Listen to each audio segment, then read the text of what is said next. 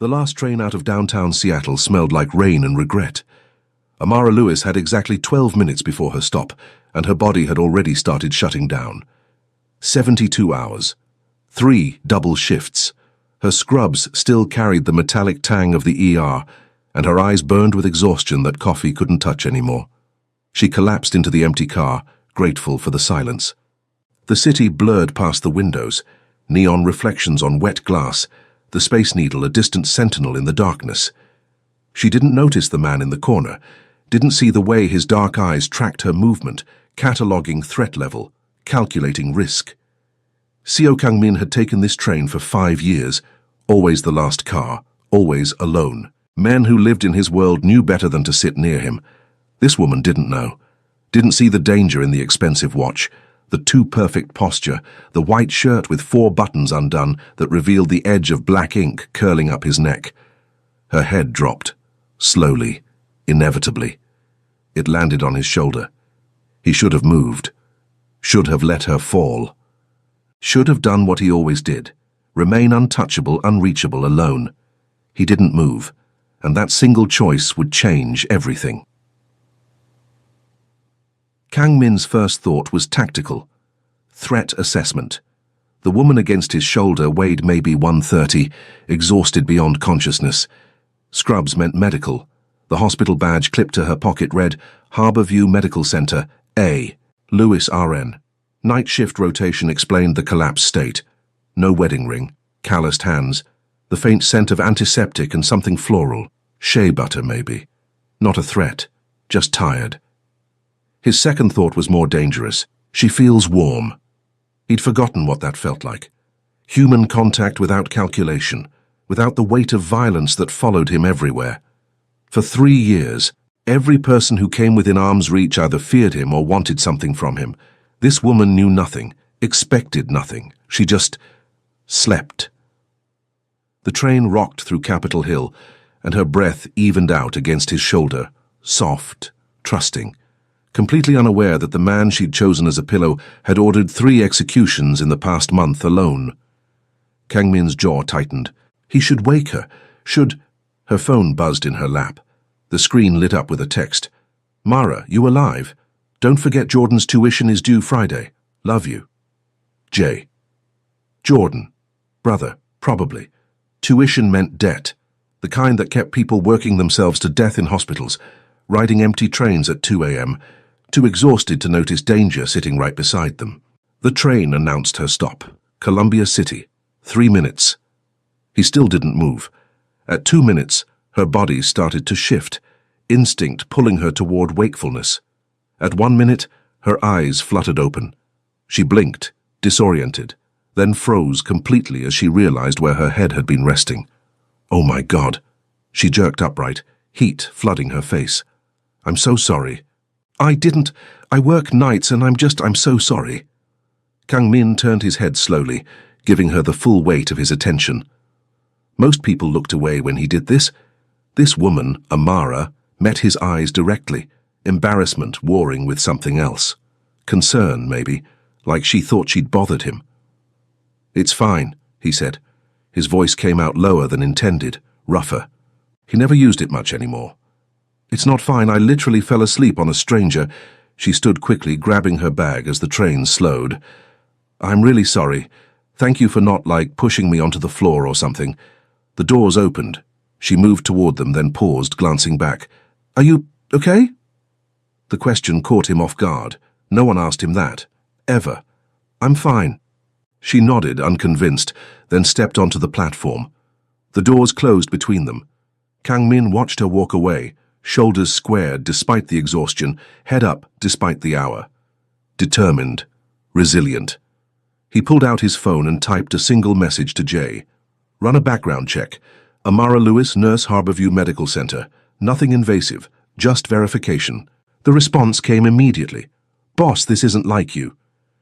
Kang-min stared at the message, then deleted the conversation entirely. Jay was right. This wasn't like him. That was the problem. 3 nights later, she was there again.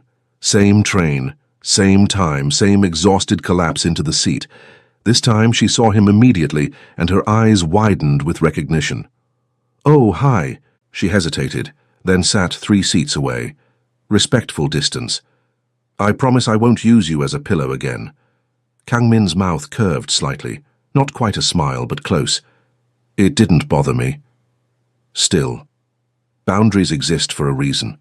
She pulled out her phone, clearly intending to stay awake this time. Silence settled between them, not uncomfortable, just present. After 2 stops, she spoke again. "Long day?" He considered lying, considered saying nothing. Instead, he said, "Something like that." "Yeah." She leaned her head back against the window. "I get that. Some days feel longer than others." "What do you do?" He knew. He'd read Jay's report. Registered nurse, trauma unit, 3 years at Harborview. Mother deceased, father absent, 1 younger brother. Medical debt, $67,000. Student loans, $43,000. Never married. No criminal record. Nothing that explained why he couldn't stop thinking about the weight of her head on his shoulder. ER nurse, trauma unit. She smiled tiredly. It's rewarding and exhausting. Mostly exhausting lately. Why nursing? She looked at him, surprised by the question. My mom, she had cancer. The nurses who took care of her. They made the worst time of our lives bearable. I wanted to be that for someone else. There was no self-pity in her voice, just fact, just truth. Kang Min found himself wanting to know more, wanting to ask about her brother, her debt, why someone who saved lives looked so worn down herself. But the train was slowing for her stop. She stood, shouldering her bag. What's your name? He shouldn't tell her. Shouldn't give her anything real. Kang Min. Amara. She smiled, genuine, warm. Maybe I'll see you around, Kang Min. She disappeared onto the platform before he could respond. Jay's voice echoed in his head. This isn't like you. No, it wasn't, but he was already planning to take the same train tomorrow night. It became a ritual, neither of them named. Every night, same train, same time. They sat together now, not touching but close. Conversations came easier. Small things at first. The weather, the city. Safe topics that revealed nothing and everything. Kang Min learned she took her coffee black with too much sugar. That she hummed when she thought no one was listening. That she had a younger brother named Jordan studying pre-med at UW. Brilliant and determined, the reason she worked herself to exhaustion. She learned he was in import-export, which was technically true if you counted human trafficking as import-export. That he was second-generation Korean-American. That he never talked about his family. What she didn't know was that he'd already dismantled a cartel operation targeting Seattle nurses for identity theft. That he'd rerouted 3 shipments to avoid her hospital during a federal raid. That he had a team watching her apartment building 24/7 since the second night they'd spoken. Protection she never asked for. Danger she didn't know existed. You're different, she said one night, 3 weeks into their routine. Kang Min's attention sharpened. Different how? Contained. Like you're holding something back all the time. She wasn't looking at him, just staring out at the passing lights. I see it at work sometimes. Trauma patients who've seen too much. They get this look, present but distant. You have that look. His chest tightened. She was too observant, too close to truth. Maybe I've just seen a lot, he said carefully. Yeah. Her voice softened. I think you have. The train swayed through a turn and she leaned slightly into him. Instinctive, natural. Her shoulder brushed his. The contact lasted 3 seconds. It felt like fire. Kang Min's control, the iron discipline that had kept him alive for 15 years in a world that ate the weak, cracked. Just slightly, just enough. Amara. She turned and their faces were suddenly too close. Her breath caught. His eyes dropped to her mouth, full lips slightly parted. He could smell her shea butter and exhaustion, and something underneath that was just her. The train announced her stop. Neither of them moved. I should go, she whispered. You should. She didn't. The doors opened, closed. The train pulled away from her stop.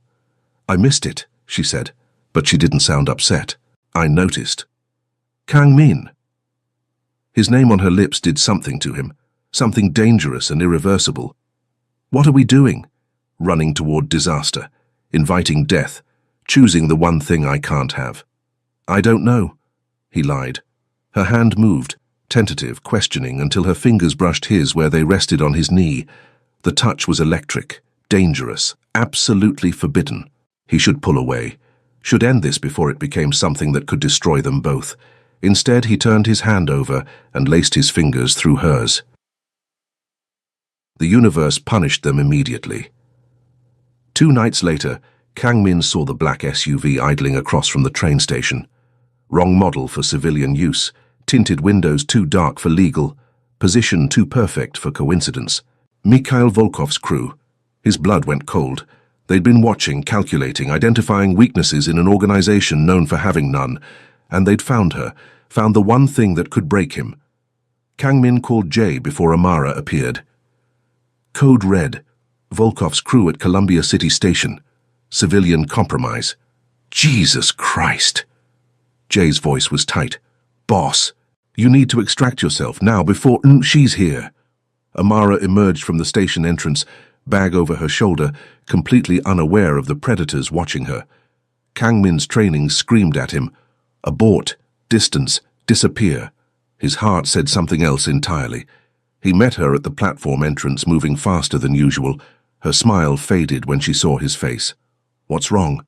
Nothing. I need to leave early tonight. Confusion flickered across her features.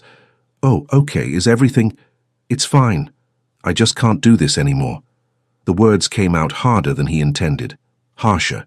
Designed to wound. To push her away. To save her life. Her expression shuttered. Do what? This. Whatever this is. It was a mistake.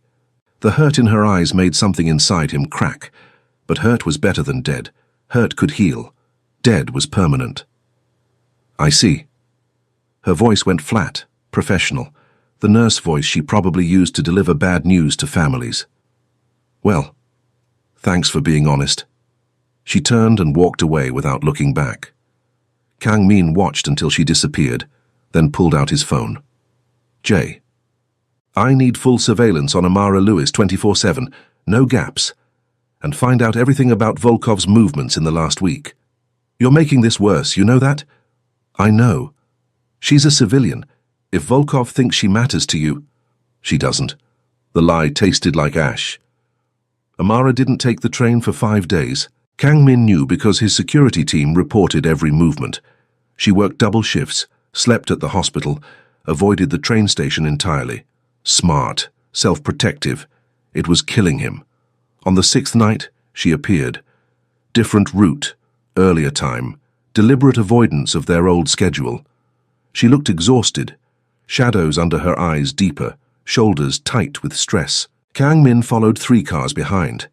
He'd become what he swore he'd never be, obsessed, compromised, weak. The irony wasn't lost on him. 15 years of building an empire on calculated violence and emotional detachment, destroyed by a woman who fell asleep on his shoulder. Rain started as she exited the station, typical Seattle weather, sudden and thorough. She didn't have an umbrella. Didn't run, just walked through it like she'd stopped caring about staying dry. He caught up at the intersection near her apartment. Amara. She spun, eyes wide, then narrowed when she recognized him. You've got to be kidding me. I need to talk to you. You said it was a mistake. Message received, now leave me alone. She turned away. He caught her wrist, gentle but firm. I lied. The rain soaked through his white shirt, plastering it to his chest. The ink on his neck was fully visible now, the traditional Korean tiger that marked him as both predator and protector, violence and restraint. She stared at the tattoo, then at his face. Why would you lie? Because getting close to me is dangerous. That's dramatic. It's true. Something in his voice must have convinced her, because her anger shifted into concern. What are you talking about? What kind of danger? He couldn't tell her, couldn't explain that men like Mikhail Volkov would use her, hurt her, kill her just to prove a point. Couldn't admit that every moment they spent together painted a target on her back. So instead, he did the most selfish thing he'd ever done. He kissed her. It wasn't gentle, wasn't tentative. It was months of restraint breaking, weeks of wanting, days of staying away, all collapsing into a single moment of absolute surrender. Her bag hit the sidewalk, her hands fisted in his soaked shirt, pulling him closer, even as rain poured over them both. She tasted like coffee and determination, and everything he'd denied himself for years. When they finally broke apart, both breathing hard, her eyes were dark with desire and confusion. "That," she said shakily, "was not an explanation." "I know." "Kang-min, what's going on, really?" He should tell her, should warn her properly, should give her the truth she deserved. Instead, he said, "Just be careful. Pay attention to your surroundings. If you see anything strange, anyone following you, call the police immediately." "You're scaring me." "Good. You should be scared." He stepped back, putting necessary distance between them, even though every instinct screamed to pull her close and never let go. "Stay away from me, Amara, for your own safety." This time when she walked away, her steps were slower, uncertain, and Kang-min knew he'd just made everything infinitely worse. The signs started small, a car parked outside her building that didn't belong to any resident, the same man at the coffee shop 3 days in a row, her apartment door slightly ajar when she came home from a shift, nothing stolen, nothing disturbed, just open. Amara wasn't stupid. She'd grown up in Seattle, knew how to read a neighborhood, how to sense when something was off. Something was very off. She called the police twice. Both times, they found nothing. Both times, they suggested she was stressed, working too hard, seeing patterns where none existed. On the 8th night after Kang-min's warning, she came home to find her door not just ajar, but forced. The lock was broken, splintered wood, professional work. Her heart hammered against her ribs as she pulled out her phone. She should leave, should run, should call 911. She stepped inside instead. The apartment was dark, silent, but occupied. She felt it, that animal awareness that something predatory was waiting. "Hello, Amara." The voice came from her living room, accented, cold. A man stepped into the hallway light, middle-aged, expensive suit, eyes like a shark. 2 more men appeared behind him. "My name is Mikhail Volkov," he continued pleasantly, "and we need to have a conversation about Seo Kang-min." Amara's nurse training kicked in. The same calm that helped her handle trauma patients now steadied her voice. "I don't know who that is." Volkov smiled. "Don't insult my intelligence. You've been meeting him every night for weeks, train stations, coffee shops. Last week, you kissed in the rain like something from a movie."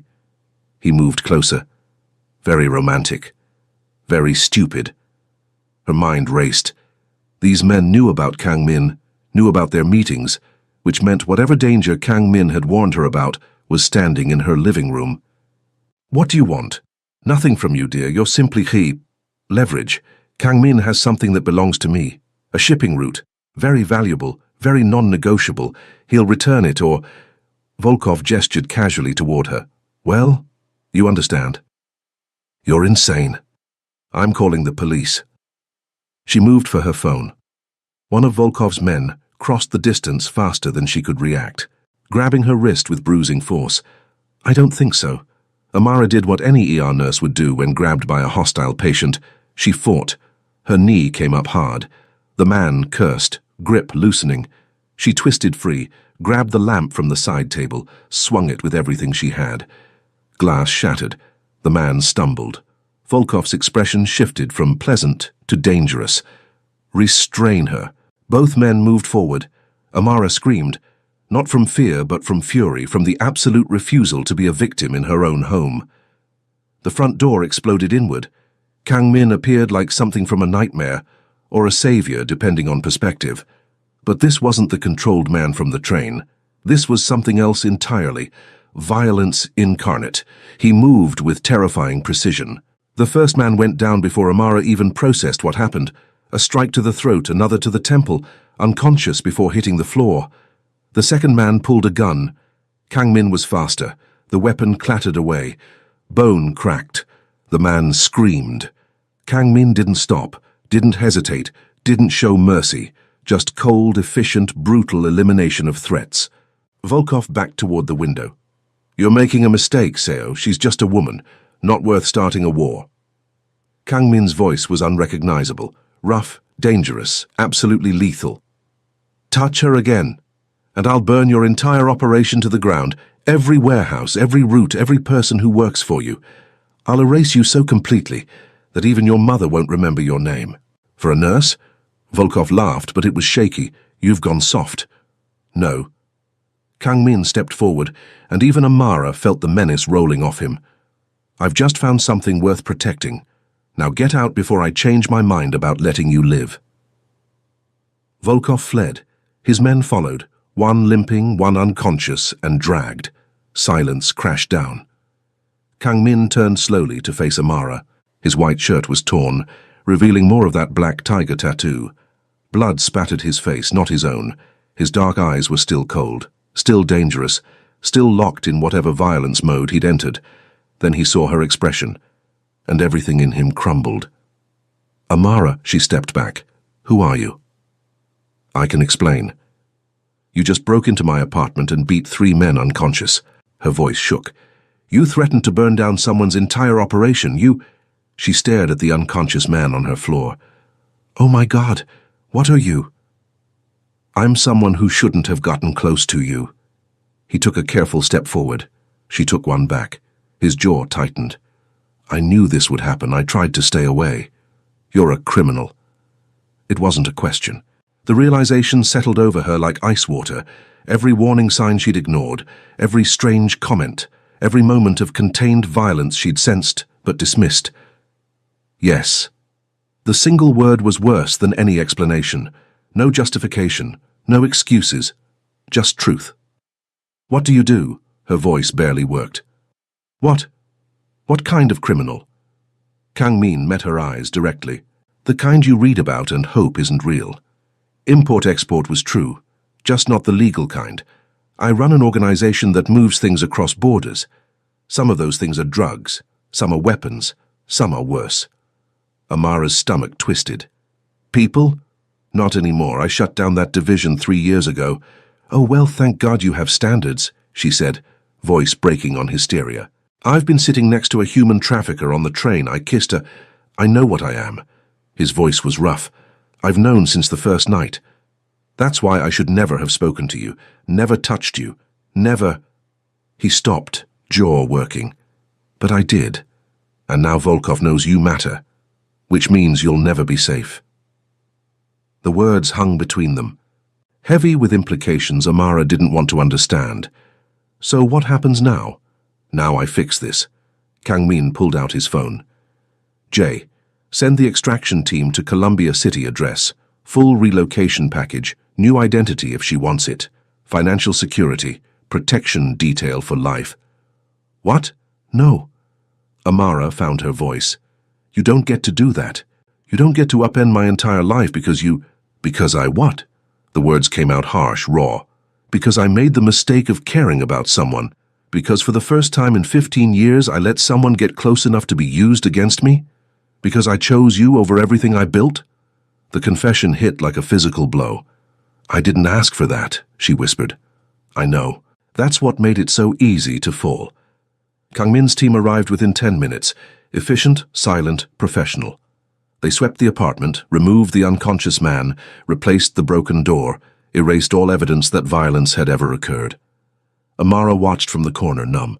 One of them approached her, a Korean man around Kang Min's age with kind eyes. I'm Jay. I've been assigned to explain your options. I don't want options. I want to go back to yesterday. I understand, but yesterday doesn't exist anymore. He gestured to the couch. She sat automatically. Mikhail Volkov doesn't forget. He doesn't forgive. Right now you're marked as Seo Kang Min's weakness. That makes you a target for every rival organization in the Pacific Northwest. So I need to disappear. That's one option. New identity, new city, new life.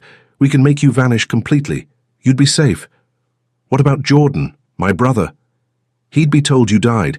It's the only way to keep him safe, too. Amara's chest constricted. What's the other option?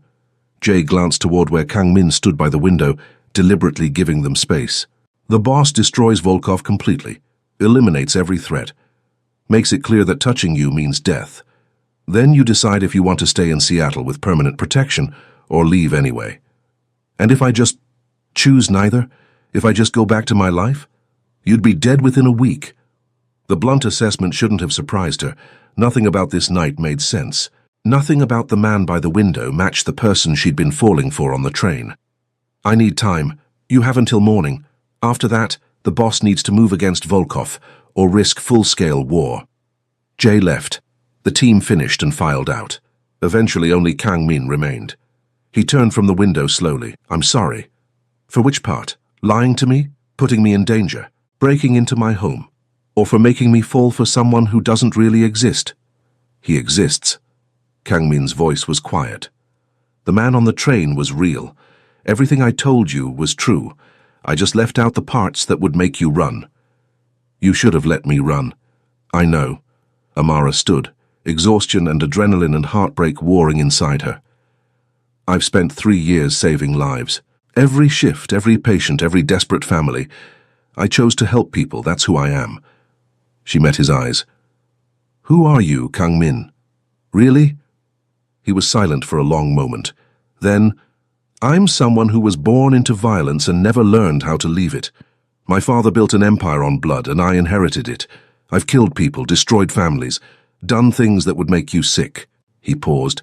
But when I met you, I remembered what it felt like to be human, to want something other than power and control. You made me remember who I was before all of this. And who was that? Someone who wanted to be good. His voice cracked slightly. Someone who still had a choice. The admission hung between them, raw, honest, devastating. Amara moved toward the door. I need you to leave. Amara, please, I need to think, and I can't do that with you here. He nodded stiffly and walked to the door, paused with his hand on the frame. Whatever you choose, I'll make sure you're safe. That's not negotiable. But the rest... He looked back at her one final time. I meant what I said. You belong to... He stopped. You deserved better than this. Better than me. Then he was gone. Amara collapsed onto the couch and let herself cry for the first time all night. Not from fear. From the terrible realization that despite everything, despite the violence, the lies, the danger, part of her still wanted him. The worst part was knowing he'd seen that in her eyes. The Seattle Times ran a small article buried in the metro section. Russian businessman Mikhail Volkov found dead in warehouse fire, authorities investigating. No one connected it to the systematic dismantling of his organization over the previous months. No one noticed how his associates disappeared one by one. No one questioned why certain shipping routes suddenly became available again. Amara read the article 3 times. She'd chosen to stay, not because of fear. Jay's protection detail was discreet but thorough. She stayed because running would mean Jordan lost his sister, her patients lost their nurse. She lost the life she'd built through sheer determination and sacrifice. And maybe, she'd admitted to herself around month 3, she stayed because leaving meant never knowing if the man on the train had been real. She hadn't seen Kang Min since that night. The protection detail never approached her. Her door was fixed. Her life continued as if none of it had happened, except for the black SUV that was always parked somewhere nearby. Watching. Protecting. Tonight, she took the train home from a double shift. Same route, same time, same exhaustion. The car was empty except for one person. Kang Min sat in their old spot, white shirt with 4 buttons undone, tiger tattoo visible on his neck. He looked different, older somehow, more tired. But his eyes found hers immediately, and the recognition was instant, electric. Amara's breath caught. She should keep walking, should take a different car, should protect herself from making the same mistake twice. She sat down next to him. Hi, she said quietly. Hi. Silence stretched, not uncomfortable, just waited with everything unsaid. I read about Volkov, she finally said. Good riddance. Did you? Yes. The single word should have horrified her, should have sent her running. Instead, she felt only a terrible sense of relief that the threat was gone. Why are you here, Kang Min? He turned to face her fully. Because I've spent 6 months making sure you'd never be in danger again. I've restructured everything, changed routes, eliminated threats, built walls around you." He paused. "And now I'm here to offer you a choice. A real one, this time." "What choice?" "I can disappear completely. You'll never see me again. Protection stays in place, but I'm gone from your life." His voice roughened. "Or I can stay on your terms, at your pace, with complete honesty about what I am and what that means. No lies, no illusions, just the truth and the knowledge that being with me will always carry risk." Amara's heart hammered. "That's not fair. You can't just show up and... You belong to me." The words, the title phrase, stopped her cold. Not possessive, not controlling. Just Katru, stated like a fact he'd been carrying for months. "That's not how it works," as she said, but her voice shook. "I know, but it doesn't make it less true." He leaned closer, and she could smell him. Familiar, dangerous, devastatingly real. "I belong to you too. Have since the night you fell asleep on my shoulder. That's the problem. I can't turn it off. Can't walk away. Can't stop making sure you're safe even when you hate me for it. I don't hate you. You should." "I know." She closed her eyes. God, I really should. When she opened them, he was watching her with an expression that broke something inside her. Hope and desperation and the terrible vulnerability of someone who'd never learned how to ask for what they wanted. "If I choose you," she said slowly, "I need rules, real ones. I don't live in your world. We don't appear in public together. You don't involve me in your business, ever. And if it gets too dangerous, if I say I'm done, you let me go. Completely." "Agreed. And you have to try to be better. I'm not asking you to become a saint, but I need to know you're trying." Something flickered in his expression.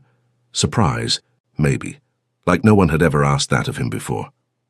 "I don't know if I can be what you need," he admitted. "I don't know if you can either, but I need you to try." The train announced her stop. This time they both stood. "Come home with me," she said. Not a question, not quite a demand, just an invitation. Kang Min took her hand, the same careful, deliberate touch from months ago. "Are you sure?" "No, but I'm choosing you anyway." They walked out together into the Seattle rain, and Amara knew with absolute certainty that this would never be a normal relationship, would never be safe, would never be the life she'd imagined, but it would be real. And sometimes real was better than safe.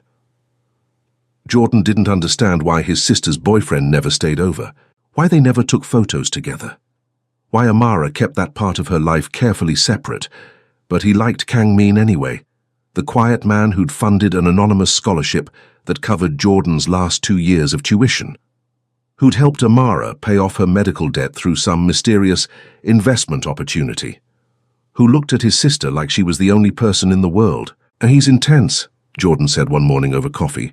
Amara smiled into her cup. "Yeah, he is. But he makes you happy." It wasn't quite happiness, more like peace inside chaos, safety inside danger, love inside conditions, both of them understood but never spoke aloud. "Yeah," she said again, "he does." That night, she took the train home as usual.